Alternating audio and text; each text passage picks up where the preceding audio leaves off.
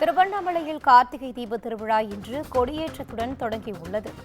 அண்மை செய்தியாக பார்த்து வருகிறோம். 10 நாட்கள் நடைபெறும் விழாவில் காலை மற்றும் இரவில் பஞ்சமூர்த்திகள் வீதி உலா நடைபெறும் என்றும், மாட வீதிகளில் உலாவரும் பஞ்சமூர்த்திகளுக்கு திருக்குடைகள் கட்டப்பட்டு அலங்கரிக்கப்படும் என்றும் தகவல் வெளியாகியுள்ளது. நவம்பர் 3ஆம் தேதி அதிகாலை பரணி தீபமும், மாலையில் கோவில் பின்புறம் உள்ள மலையின் உச்சியில் மகா தீபமும் ஏற்றப்படும் என்றும் தெரிவித்திருக்கின்றனர். விழாவை காண உள்ளூர் மக்கள் மட்டுமின்றி வெளி மாவட்டங்கள், வெளி மாநிலங்கள் இருந்தும் லட்சக்கணக்கான பக்தர்கள் வருவார் என்றும் தகவல் வெளியாகியுள்ளது. தற்போது கிடைத்துள்ள அண்மை செய்தியாக பார்த்து வருகிறோம். திருவண்ணாமலையில் கார்த்திகை தீப திருவிழா இன்று கொடியேற்றத்துடன் தொடங்கியிருக்கிறது. 10 நாட்கள் நடைபெறும் விழாவில் காலை மற்றும் இரவில் பஞ்சமூர்த்திகள் வீதி உலா நடைபெறும் என்றும், மாட வீதிகளில் உலாவரும் பஞ்சமூர்த்திகளுக்கு திருக்குடைகள் கட்டப்பட்டு அலங்கரிக்கப்படும் என்றும் தெரிவிக்கப்பட்டுள்ளது. தற்போது கிடைத்துள்ள அண்மை செய்தியாக பார்த்து வருகிறோம்.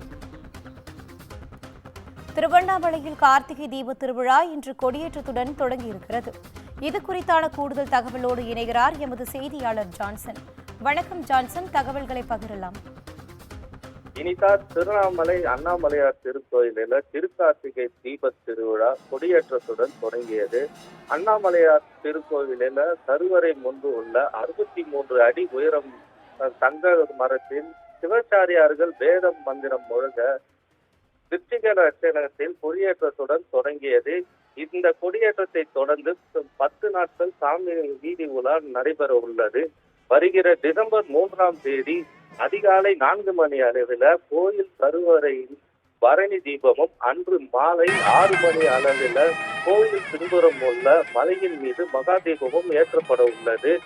இந்த தீப திருவிழா நிகழ்வை காண தமிழகம் முழுவதும் மட்டுமல்லாமல் ஆந்திரா, கர்நாடகா, தெலுங்கானா உள்ளிட்ட அண்டை மாநிலங்களிலிருந்து சுமார் 40 லட்சம் பக்தர்கள் கலந்து கொள்வார்கள் என கோயில் நிர்வாகம் சார்பில் எதிர்பார்க்கப்படுகிறது.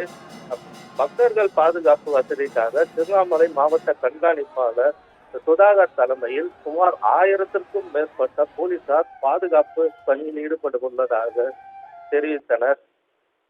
இனிதா, தகவல்களுக்கு நன்றி ஜான்சன்.